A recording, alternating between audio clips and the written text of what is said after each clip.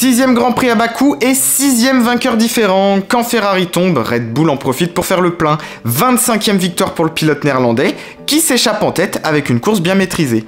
C'était pas joué pourtant, hein. Très bon start de Perez et de Verstappen aussi d'ailleurs. Perez lui prend la tête, Verstappen se retrouve un petit peu enfermé.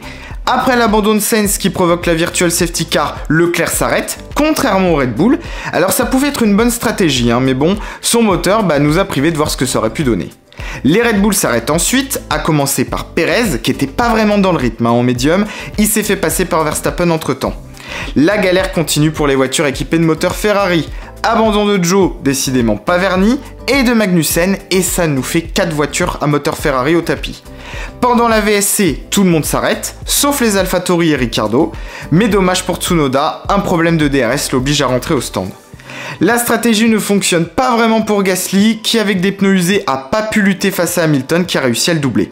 Malgré tout, il retrouve les points et finit à une solide 5e place. En revanche, ça passe pour Ricciardo face à son coéquipier et il retrouve enfin les points. Au final, une course qui a été plutôt sage, hein, parce qu'il n'y a pas eu d'accrochage, mais ce qui est sûr, c'est qu'au championnat, cette course, elle aura de lourdes conséquences. Premier de ce top, évidemment Red Bull, 5e victoire d'affilée pour l'équipe. C'est simple, ils sont invaincus depuis Imola. Un doublé super solide, Max creuse l'écart, Perez prend la 2e place au championnat, et au constructeur, l'écart avec Ferrari devient impressionnant, 80 points. Les Red Bull vont vite et tiennent le coup, et du coup c'est carton plein. Voilà en tout cas un résultat qui va marquer, et qui va permettre au team d'ailleurs de partir sereinement au Canada. Deuxième du top, Pierre Gasly. Le Français retrouve enfin le chemin des points et ça fait plaisir. C'était compliqué ce début de saison pour Pierre, des soucis mécaniques, de la malchance, et bien voilà une 5e place qui va regonfler le moral. Les AlphaTauri allaient vraiment bien ce week-end et ils ont pu tout mettre bout à bout pour lui et c'est important parce qu'on sait que cette voiture elle n'a pas toujours la possibilité d'être performante. En tout cas, Bakou ça réussit bien à Pierre. Troisième de cette série de top, c'est pour Mercedes. À défaut d'être très rapides, elles sont en tout cas fiables. Nouveau top 5 et nouveau podium pour George Russell.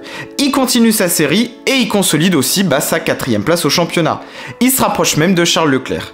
Hamilton a lui assuré, le début de Grand Prix était pourtant pas très simple, il est resté bloqué pendant un moment dans le peloton, mais il a quand même pu profiter d'une bonne stratégie et aussi d'un bon rythme en fin de course, alors qu'en plus on l'a vu, il souffrait physiquement. Mini doublé pour eux, même si le rythme et le marsouinage restent problématiques. À relever l'excellente performance de Vettel, qui finit 6e quand son coéquipier est franchement nulle part, Alonso et Ocon dans les points qui permettent à Alpine de dépasser Alfa Romeo, et Daniel Ricciardo qui finit un souffle devant Norris ce week-end. Premier du flop, évidemment Ferrari, trop c'est trop pour les rouges, alors le rythme est là, le samedi ça va bien, sauf que ça sert à rien si le dimanche on finit pas.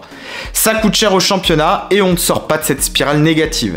Charles Leclerc, qui encore une fois était très rapide, aurait dû au minimum finir sur le podium et au final encore de gros points de lâcher, ce qui commence à devenir problématique. Des ennuis aussi pour Sainz et le bilan il est catastrophique. L'écart avec Red Bull devient très important maintenant et Mercedes commence même à se rapprocher, faudra en tout cas étudier ça rapidement avant Montréal. Deuxième du flop, c'est pour Alfa Romeo. Alors l'équipe elle commence à rentrer nettement dans le rang depuis 2 courses. On pouvait se dire que Monaco c'était un petit coup de moins bien, mais sur une piste différente c'est pas mieux. Bottas était clairement absent ce week-end, pas dans le rythme, assez loin, au contraire de Guan Yu Zhou, faut le souligner, qui était plutôt à l'aise de son côté. Mais le chinois, il a décidément pas beaucoup de chance et la voiture n'a encore pas tenu, ce qui fait du coup un score vierge et Alfa perd aussi une place au classement. Troisième du flop, c'est Haas. Une autre équipe qui était pas dans le rythme ce week-end, c'est elle. Surtout Mick Schumacher, faut le dire, alors je sais pas ce que vous en avez pensé, mais je l'ai quand même trouvé très loin tout le week-end. C'était mieux pour Magnussen, mais les points paraissaient quand même vraiment durs à aller chercher. Si en plus le moteur se met à pas tenir, encore une déception, et pire que ça, Aston Martin revient même à égalité de points au championnat. Les performances du début de saison, elles commencent à paraître assez loin. A noter Lance Stroll absolument transparent, tout comme Latifi d'ailleurs, qu'on aura vu c'est vrai, mais seulement pour ces 2 pénalités, alors sans commentaire. Grosse moisson de points pour Red Bull qui prend le large, retournement de situation après le début de saison. Ferrari va devoir relever la tête et très vite, car ça commence à peser lourd, très lourd. Charles Leclerc est désormais à 34 points de Verstappen et à 13 points de Perez, c'est rattrapable mais il n'y aura plus le droit à l'erreur. Chez Mercedes, on poursuit sur sa lancée, la voiture est ce qu'elle est, mais Russell et Hamilton continuent d'en tirer parti en espérant des jours meilleurs et pourquoi pas aller chercher Ferrari si ça continue comme ça chez les rouges. Jolie opération d'Alpine ce week-end qui corrige un peu le tir, surtout avec Alonso qui avait un peu la guigne en début d'année. Même chose pour Aston Martin qui grâce à Vettel remonte et match désormais avec As. La suite, c'est très vite parce que dès dimanche, c'est Montréal qu'on va retrouver après 3 ans d'absence et pour les moteurs Ferrari, il va falloir vite trouver des solutions. Et bien voilà, c'est fini pour ce petit débrief. Comme d'habitude, un grand merci à toi. N'oublie pas évidemment, like, partage et abonnement, je compte sur toi. Nous, on va se retrouver très vite puisque dès dimanche, c'est déjà le retour de la F1 avec le Grand Prix du Canada. Donc comme d'habitude, je vous prépare une petite preview. Et d'ici là, à très vite sur la chaîne, à bientôt.